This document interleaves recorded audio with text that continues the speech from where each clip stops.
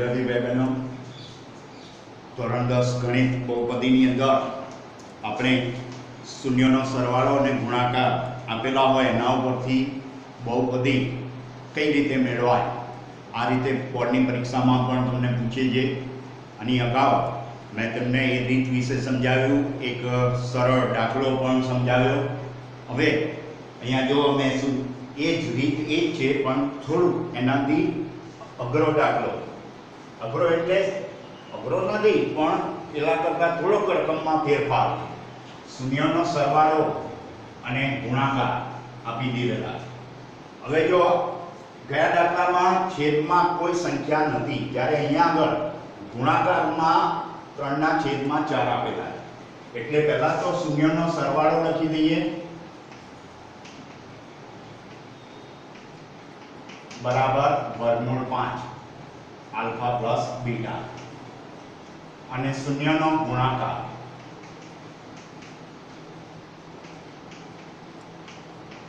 તો 3/4 alpha into beta. જો જ્યારે હવે અહીંયા આગળ છેદ આપેલા હોય, છેદ જુદા જુદા હોય, આનો છેદ 1 સમજવાનો, વર્ગમૂળ 5 એનો છેદ 1 અને આનો છેદ 4, તો એવી વખતે આપણે 1 અને 4 નો લસાઅ કેટલો થાય? 4.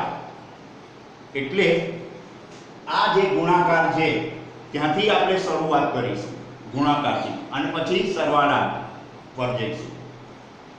છેદ અલગ અલગ હોય, ધારો કે આનો છેદ 3 આપ્યો હોત અને આનો છેદ 5 કે બીજો કોઈ આપ્યો હોય, તો તમારે શું કરવાનું? બંનેના છેદમાં લસાઅ લેવાનો, સરખો સમછેદી બનાવવાનો, અને સમછેદી બનાવવા માટે ઉપર નીચે કોઈ સંખ્યા વડે ગુણી કાઢવાનો. એ રીતે પણ કરી શકાય. એટલે તમારે એવો દાખલો આવતો નથી પણ આવી રીતનો આવે છે, પણ એવો આવતો નથી પણ કદાચ એવી રીતે પૂછે તો તમારે આ રીતે છેદ સરખા કરવાના. હવે શૂન્યનો ગુણાકાર આપણને આપેલો છે 3/4. શૂન્યનો ગુણાકાર એટલે આપણે શું લઈએ છીએ? c/a બરાબર, ધ્યાન રાખજો. હવે આના ઉપરથી c ની કિંમત 3 નક્કી થઈ ગઈ. હવે a ની કિંમત કેટલી? 4. હવે શૂન્યનો સરવાળો વર્ગમૂળ 5 એટલે સરવાળાનું સૂત્ર -b/a બરાબર, ધ્યાન રાખજો. એટલે -b/a ની કિંમત આપણને મળી વર્ગમૂળ 5, ગુણાકાર સરવાળો આપ્યો છે વર્ગમૂળ 5. હવે એની અંદર a ની કિંમત 4 મૂકી દઈએ, માં a બરાબર 4 મૂકતા તો -b a ની જગ્યાએ 4 મૂકીએ તો મૂક્યા. હવે 4 અહીંયા ગુણાઈ જશે તો શું થશે? -b બરાબર 4 ગુણ્યા વર્ગમૂળ 5 એટલે 4 વર્ગમૂળ 5.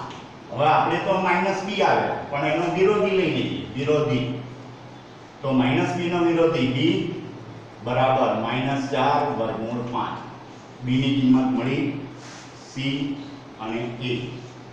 બહુપદીનું સૂત્ર px, દ્વિઘાત બહુપદીનું સૂત્ર px બરાબર ax વર્ગ વત્તા bx વત્તા c માં a b c ની કિંમત મૂકતા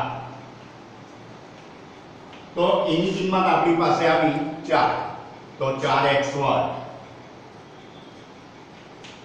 b -4 વર્ગમૂળ 5x અને c આપણી પાસે આવ્યો 3.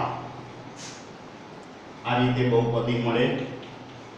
હવે કોઈ વાસ્તવિક સંખ્યા k માટે પણ આવી રીતની આપણે બહુપદી લઈએ. કોઈ શૂન્યતર વાસ્તવિક સંખ્યા k માટે શું થશે? k કૌંસમાં 4x વર્ગ ઓછા 4 વર્ગમૂળ 5x વત્તા 3 સ્વરૂપની દરેક બહુપદી માટે આવી અન્ય બહુપદી મળી શકે. તો આપણે લખીશું શૂન્યતર વાસ્તવિક સંખ્યા k માટે p of x બરાબર k કૌંસમાં 4x વર્ગ ઓછા 4 વર્ગમૂળ 5 x વત્તા 3 સ્વરૂપની કોઈ પણ બીજી દ્વિઘાત બહુપદી આ શરતોને અનુરૂપ લઈ શકાય એ રીતે લખી દેવાનું. શું લખવાનું? સ્વરૂપની કોઈ પણ બીજી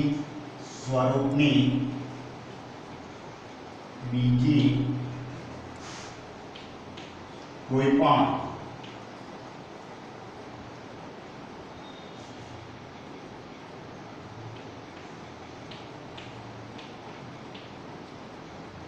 દ્વિઘાત બહુપદી મળી શકે.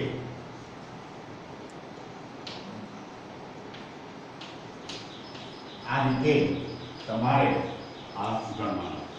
હવે જો આ રીતના મેં બે દાખલા ગણાવ્યા એટલે સ્વાધ્યાય 2.2 એની અંદર દાખલા નંબર બીજો જે છે ગૃહ કાર્ય હોમવર્ક સ્વાધ્યાય 2.2 માં દાખલા નંબર 2 આ રીતે પૂરો કરવાનો. હવે આનાથી આગળ આપણે વાત કરીએ. દ્વિઘાત બહુપદીની વાત કરી. હવે ત્રિઘાત બહુપદી માટે ત્રિઘાત બહુપદી એના શૂન્યોનો સરવાળો, શૂન્યનો ગુણાકાર. બીજું આપણે વાત કરી હતી કે ત્રિઘાત બહુપદીને વધુમાં વધુ 3 શૂન્યો હોઈ શકે એટલે એ શૂન્યોના નામ આલ્ફા, બીટા અને ગેમા તરીકે આપણે લઈએ તો ત્રણેયનો સરવાળો મળે, ત્રણેયનો ગુણાકાર. દ્વિઘાતમાં જેવી રીતે સરવાળો ગુણાકાર, પણ આમાં એક વધારાનું મળશે. બબ્બે શૂન્યની જોડ લઈએ અને એમના બબ્બે શૂન્યોના ગુણાકારનો સરવાળો એ પણ તમારા આની અંદર આવશે. એટલે આપણે દ્વિઘાત બહુપદી પરથી હવે ત્રિઘાત બહુપદી માટે તો ત્રિઘાત બહુપદી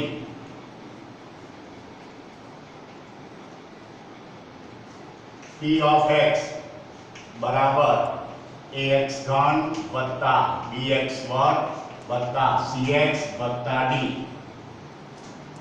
જ્યારે is not equal to 0 ABCD અચળ માટે બરાબર a ની કિંમત 0 હોતી નથી. બરાબર ધ્યાન રાખજો.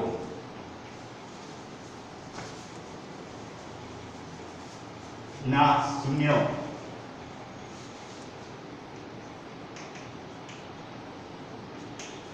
આલ્ફા, બીટા અને ગેમા હોય તો હવે આ ત્રણેય શૂન્યોનો સરવાળો આપણે લઈએ તો ત્રણેય શૂન્યોનો સરવાળો ત્રિઘાત બહુપદી ના ત્રણેય શૂન્યોનો સરવાળો ત્રણેય શૂન્યો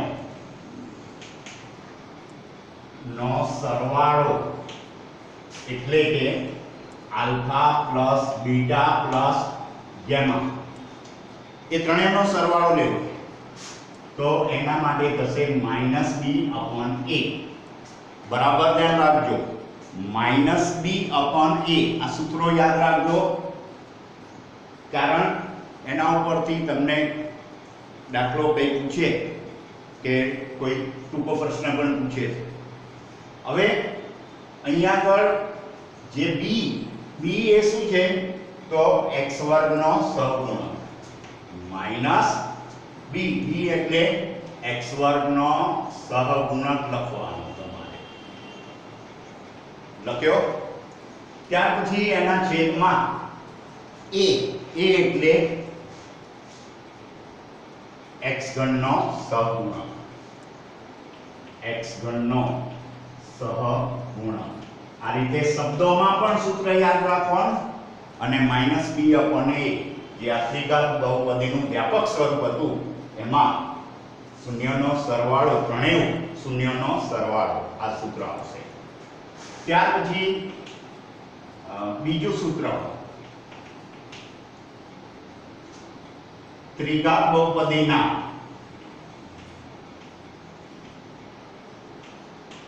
બબ્બે શૂન્યોના ગુણાકારનો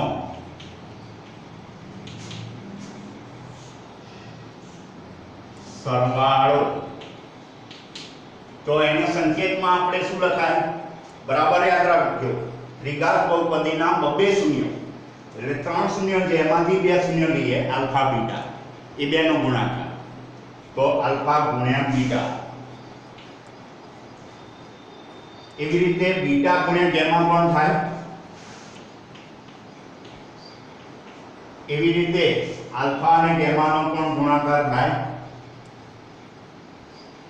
બબ્બે શૂન્યોના ગુણાકારનો સરવાળો, 2 શૂન્ય આલ્ફા બીટા એનો ગુણાકાર, આલ્ફા ગુણ્યા બીટા, બીજા 2 શૂન્ય, પછી બીજા 2 શૂન્ય એમના ગુણાકાર કર્યા અને એમનો સરવાળો.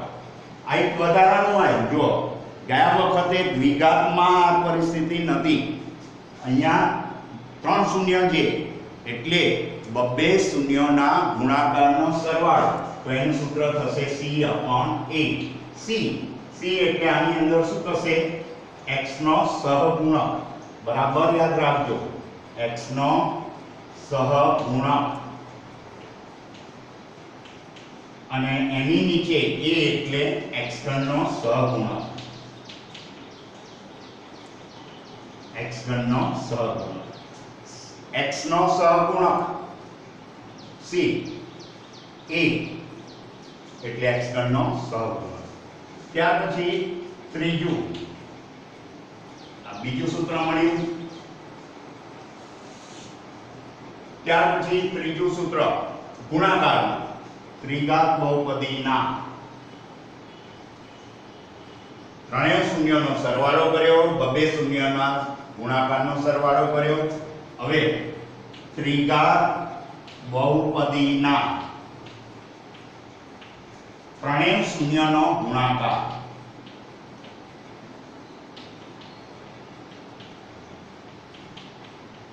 તો એને આપણે આલ્ફા, બીટા અને ગેમા તરીકે કહીએ. તો એને આપણે સૂત્ર એનું થશે, આ તમારે યાદ રાખવાનું છે, -b/a.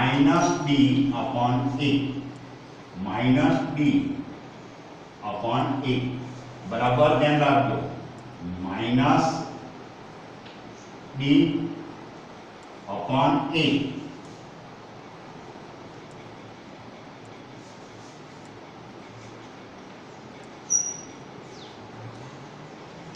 હવે b માઈનસ માં છે, ધ્યાન રાખજો બરાબર. એટલે b એટલે શું કહેવાશે આની અંદર? તો અચળ પદ. એટલે માઈનસ અચળ પદ. અચળ પદ લખો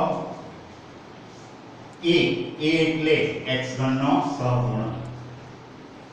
x3 નો સહગુણક.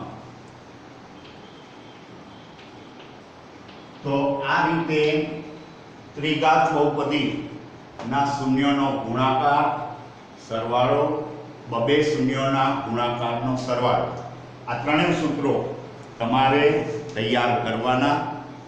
કારણ સૂત્ર રૂપે પૂછે. આમાં એક તમને ઉદાહરણ આપેલું છે, એવા દાખલા તો તમારા પાઠ્યપુસ્તકમાં નથી, પણ સૂત્ર ખાસ તૈયાર કરજો. અને એક ઉદાહરણ આપ્યું છે, પણ એમાં એવું ખાસ છે, 5મું ઉદાહરણ છે કે પરીક્ષાના દૃષ્ટિકોણથી એ નથી, એટલે તમારા સૂત્ર તો તૈયાર કરવાના. કારણ કે એ સૂત્ર રૂપે પણ તમને પ્રશ્નનો જવાબ પૂછી શકે. એટલે અને આગળના સ્વાધ્યાયમાં પણ આવા કોઈ દાખલા નથી. બરાબર? એટલે ફક્ત તમારે આ ત્રણેય સૂત્રો ત્રિઘાત બહુપદી માટે ખાસ તૈયાર કરી દેજો, એટલે એ પૂછાય. હવે ભાગ પ્રવિધિ, બહુપદીઓ માટે ભાગ પ્રવિધિ, એના વિશે આપણે અગાઉ વાત કરીશું. થોડીક તમને હું હિન્ટ આપી દઉં. તમે પહેલું પ્રકરણ ભણ્યા છો, ભાજ્ય બરાબર ભાજક ગુણ્યા ભાગફળ વત્તા શેષ. એ સ્વરૂપે આપણે એક બહુપદીને બીજી બહુપદી વડે ભાગાકાર કરવાનો. ભાગાકારની રીતે ભાગ પ્રવિધિ. આમ 9મા ધોરણમાં તમારે બહુપદીઓના ભાગાકાર આવ્યા, પરંતુ એની અંદર ફક્ત તમારે ભાગાકાર એટલો કરવાનો હતો. હવે અહીંયા આગળ તમારે ભાજ્ય બરાબર ભાજક ગુણ્યા ભાગફળ વત્તા શેષ એ સ્વરૂપે તમારે એ સૂત્ર બરાબર મગજમાં રાખવાનું અને એ સ્વરૂપે ભાગાકાર ગુણાકાર ને બધું કરવાનું આવશે. કોઈ વખતે બે બહુપદીઓના ગુણાકાર ઉપરથી પણ તમારે ભાજ્ય બહુપદી મેળવવાની થાય. કોઈ વખતે ભાજ્ય અને ભાજક આપ્યું હોય અને ભાગફળ મેળવવાની હોય, એટલે એના માટે ભાગ પ્રવૃત્તિની વાત કરવાની છે. એ આના પછીના લેક્ચરની અંદર તમને સમજાવીશ. તો આજે સૂત્રો, આજે રીતો મેં તમને સમજાવી, જે હોમવર્ક આપ્યું એ બરાબર વ્યવસ્થિત તૈયાર કરજો. Thank you.